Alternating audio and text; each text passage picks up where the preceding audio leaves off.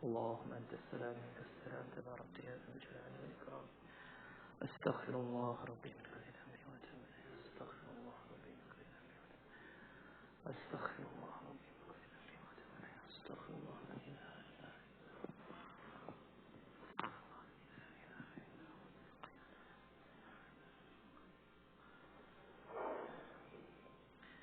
Assalamu alaikum wa rahmatullahi wa barakatuh. Before we begin our khatira, just an announcement, inshallah. There is going to be an event on Saturday, December the 1st, which is this upcoming Saturday at 6 p.m. at Crystal Banquet Hall, which is across the street, on behalf of Pure Hands, an organization that is going to be discussing the relief efforts in Yemen. We all know about the crisis in Yemen. We all understand the severity of it. And so inshallah, if you can, please take some time out to be there, inshallah, at the banquet. Imam Siraj Wahaj will be there and Ustad Muhammad Bajur will be there. So inshallah, we can listen to these notable individuals and understand what we can do to help and aid in this cause. May Allah subhanahu wa ta'ala accept from all of us, and may Allah subhanahu wa ta'ala alleviate the pain and the dire situation on the people of Yemen, and may Allah subhanahu wa ta'ala bring for khair and afiyah for them and for the whole world. Ameen ya Rabbil Alameen.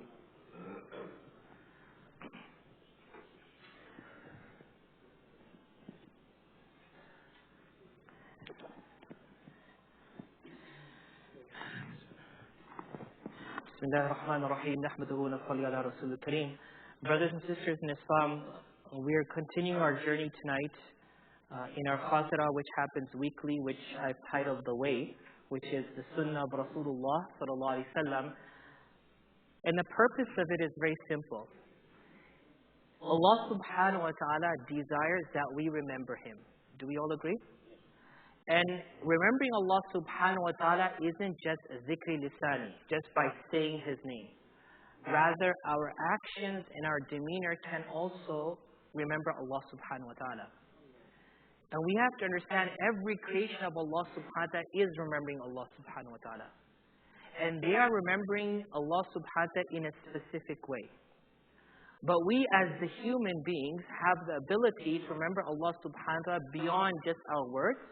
Rather, our actions also can represent the remembrance of Allah subhanahu wa ta'ala.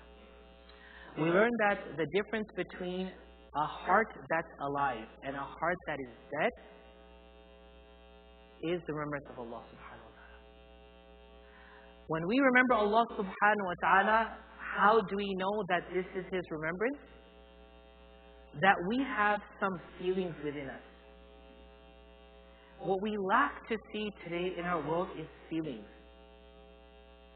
I remember one of the last janazas I attended in Florida, this brother's mom passed away. And as people gathered after Salatul Jum'ah to help this brother and his family and to fulfill their obligation as a Muslim to be there for the burial, it seemed like there was no emotions on this brother. Matter of fact, when his mother was being put into the grave, when the coffin was descending, he got a phone call. And he took the phone call. مَثَلُ الَّذِي يَذْكُرْ رَبَّهُ وَالَّذِي لَا يَذْكُرْ كَمَثَلِ الْحَيِّ وَالْمَيِّتِ. When we don't remember Allah subhanahu wa ta'ala, not just by salah, not just by alhamdulillah, subhanallah, but our actions represent that. We become dead in our hearts. There's no feelings. There's no feelings of joy and happiness, no feelings of sorrow, no feelings of pain. Nothing affects us. So a human being, a Muslim, has been given a doctrine, a path, a way, a deen, which makes the heart alive, which makes the heart soft, that you can cry, that you can be happy. But when we don't do it, we discard it. Remember one thing. Eating with your left hand isn't haram. Eating standing up isn't haram. Urinating standing up isn't haram. It's against the sunnah. But how bad is it that when we do it against the sunnah, we lose the feeling. We lose the feeling, we lose effectiveness, and we lose the ability to utilize that time to remember Allah subhanahu wa ta'ala. So in a world where the contrary is becoming the norm, The Prophet Muhammad ﷺ said, eat with your right hand and drink with your left hand, because the shaitan eats with his left hand and he drinks with his left hand. He didn't say it was haram. But he said, if you don't do it my way, you're doing it the way of the shaitan. And its effect is very simple. It will take away hiss and feelings from us. And Allah subhanahu wa ta'ala protect us from becoming heartless humans. Ameen ya Rabbil Alameen. So now we want to talk about what we do after we eat. Remember, we started from coming to the masjid, leaving the masjid, going home, eating food, which we covered, I think, 2 weeks ago. And now it's time to sleep. Sleeping in Islam is also ibadah. What is it? Ibadah. It is worship. So long we do it according to the way of Rasulullah sallallahu alaihi wasallam. Everything is worship. Going to the bathroom is also worship. Say subhanallah. Cutting your nails is worship. Subhanallah. Every single aspect of our life, our needs and necessity is ibadah if it's done according to the understanding and way of Rasulullah sallallahu alaihi wasallam. Now, big problems here when it comes to nighttime. We live in a world and a society where nightlife supersedes the day life, especially for the next generation. Nowadays, they wake up around Azhar time. And actually, I'm not going to put this on the next generation. Actually, it's becoming a problem even in our back home countries. People wake up after Dhuhr, they have breakfast before Asr, they have lunch after Isha, and they have dinner 2 o'clock in the morning. And before Fajr time comes, sleep. What happened? I'll tell you what happened. If you analyze the situation in Arabia, especially Saudi Arabia, where the culture shifted. The culture shifted to that nighttime culture. The culture shifted to those fast foods. The culture shifted to everything else. You have a heightened level of obesity, health problems, and the lot. Allah subhanahu wa ta'ala in the Quran tells us He gave us daytime to work and nighttime to sleep. It is proven by research that if a person sleeps in the day and stays awake at the night, it's not good for that person's health. It's not good for their life. It's detrimental. Before the TVs, after 8, 9 o'clock, there was nothing except for colors. Pink, red, blue, yellow, there's nothing. Go to sleep. But then came late night programs, and then came those weird advertisements all night, and then came 24 hours news. And then came the cell phone and internet. And then came, was it Minecraft? All these other games that people play? Huh? Even teachers are playing these games all night. This is not right. Allah has given us the night. Take benefit of these days when the night comes early. Pray Isha, go home, spend some time with family, and go to sleep. It's good for your health.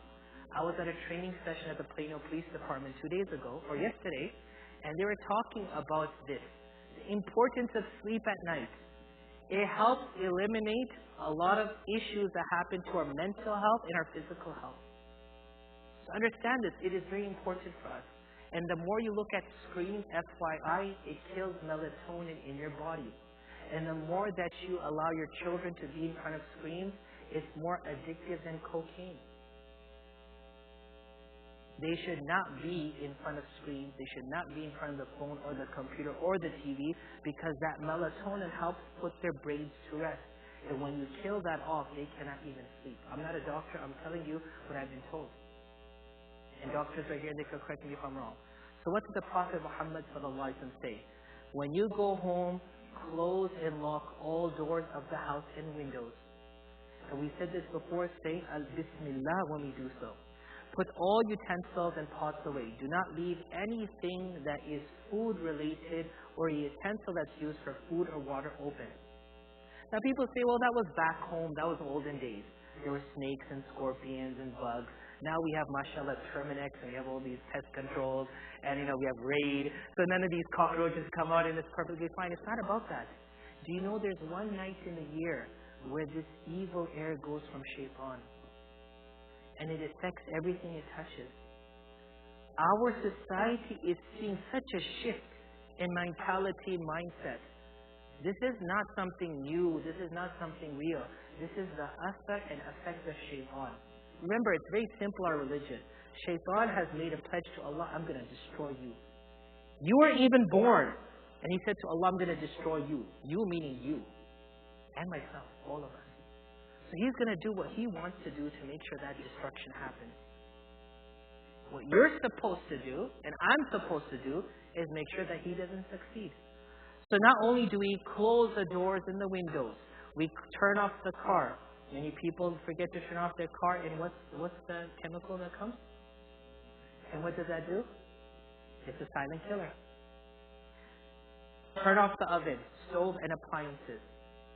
According to hadith of Jabir ibn Abdullah radiallahu anhu, the Prophet Muhammad sallallahu alaihi wasallam said, when the beginning portion of night comes, restrain your children from going outside.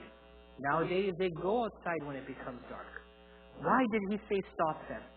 Because there's no traffic lights or no street lights? No.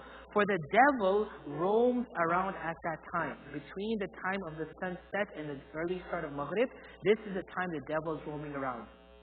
When 1 hour of nightfall passes, let them go. If you go to the masjid to do something, yes, go. But do not go at that specific time, because that's when the asar and the touch of shaitan is going around. Lock the doors and mention Allah's name, for shaitan does not open a closed door. Tie your water bags and mention Allah's name. Cover your utensils and mention Allah's name. Even if you only put a piece of wood on it horizontally, do that. And put out your lanterns. Many times we leave the fire on or candles on, and it could actually cause the house to burn down and for people to die. Number 2, after all this, apply kuhl and ismid to your eyes 3 times. Ibn Abbas radiallahu anhu reports that the Prophet Muhammad sallallahu alaihi wasallam would apply ismid, which is a certain type of surma, as they say, 3 times in each eye before going to sleep. What is the reason behind it? Only Allah knows. But if we have surma, not the kajul company or the fake stuff, but the real stuff. Ismid is a real stone which comes from Persia. And its surma isn't black, it's red. And if you have black surma at home, before you put on, just FYI, put a bit of it in a cup of water. And if you see a lot of it falling to the bottom, that's lead. I wouldn't recommend using that. It should just float because it's a powder. Then he told us, perform wudu, ablution. Why do I need to make wudu before I go to sleep? I'm not doing salah in prayer. Am I doing prayer in sleep? No, I'm not. But why do I have to make wudu? Because when you're in the state of ablution, the angels are protecting you. The angels are around you. They're around your family. They're around your home. And I swear by Allah, there's no protection greater than Allah's angels. Everything else is secondary. But Allah's angels, that's His army, that's His force. They stand around us, protect us from shayateen and jinn. And that's the best thing we can do. Before you go to sleep, recite Surah Sajda and Surah Mulk. The Prophet Muhammad would not go to sleep until he recited these surahs. Matter of fact, in a hadith, the Prophet Muhammad said, there is a surah in the Quran, a chapter, 30 verses. How many? 30. If we learn 1 verse a day, in 30 days, in a month it will be done. If we don't have time to learn 1 verse a week, before the year ends, we'll learn the surah. I wish it's in the heart of all the believers, and that's Surah Mulk. Let us open our apps on our phone and just read it before we go to sleep. Read the Quran. If not, then read Surah Ikhlas, Surah Falaq, Surah Nas, and then blow it into your palms and rub it over your body. Blow it on your children. This is something that the Prophet ﷺ did. When we fail to do these basic things, then problems arise. Why? Because we become susceptible to those problems. And when they happen, we call the Imam. Ruqya, Taweez, Amil. Is it someone who could take, is it Ghostbusters out there to take these jinns out? No, you know what happened? We didn't do the basic stuff. And we made this problem bigger. So do these basic things. Recite these 2 surahs. Recite the 3 quls and blow it on yourself and blow it on your children. Go to sleep making the dhikr of Allah subhanahu wa ta'ala. There's one more point, and before I say that point, there was an article today that said 25% of the people who go to sleep with a phone text while they're sleeping. It's crazy. If you're sleeping with your phone and you're waking up with your phone, it's an addiction. And in our deen, Islam, all addictions are wrong. You should not be addicted that much to a phone. Put the phone away. Put it far from you, not only because you don't want to touch it, but because the radiation that emits from it, it should not be close to your body. And then 3 times recite the following dua, and with this we conclude. Bismillahilladhi, everyone, Bismillahilladhi, la yadurru ma'a ismihi shay'un fil ardi wala fis sama wa huwa as-sami'ul alim. I begin with the name of Allah, the one with whose name nothing in the earth or the sky can harm me. What is the hadith behind this? Uthman ibn Affan radiallahu anhu reports, I heard Rasulullah sallallahu alaihi wasallam saying, whoever says in the evening this dua, Bismillah alladhi la yadurru ma'a ismihi shay'un fil ardi wala fis sama wa huwa as-sami'ul alim, they shall not be afflicted with a sudden calamity until the morning. And whoever says these words 3 times when they get up in the morning, they shall not be afflicted with a sudden calamity until the evening. Subhanallah. Sudden calamity is something that was unexpected, happens sporadically. Na'udhu billah, a car accident, being hit by a car, something happening to our children. Allah is the protector of every one of us. Allah didn't say, do not utilize the means. Allah did tell us through the Prophet ﷺ, call on me first and then use the means. So we should ask Allah subhanahu wa ta'ala to make us human beings who have hearts and feelings. And the way we can do that is to adopt the sunnah of Rasulullah ﷺ, the du'as of Rasulullah ﷺ, and the ways of Rasulullah ﷺ. May Allah subhanahu wa ta'ala give myself and all of us the ability to understand this and the ability to practice upon it. Ameen ya Rabbil Alameen. Jazakumullah khairan. Assalamu alaikum wa rahmatullahi wa barakatuh.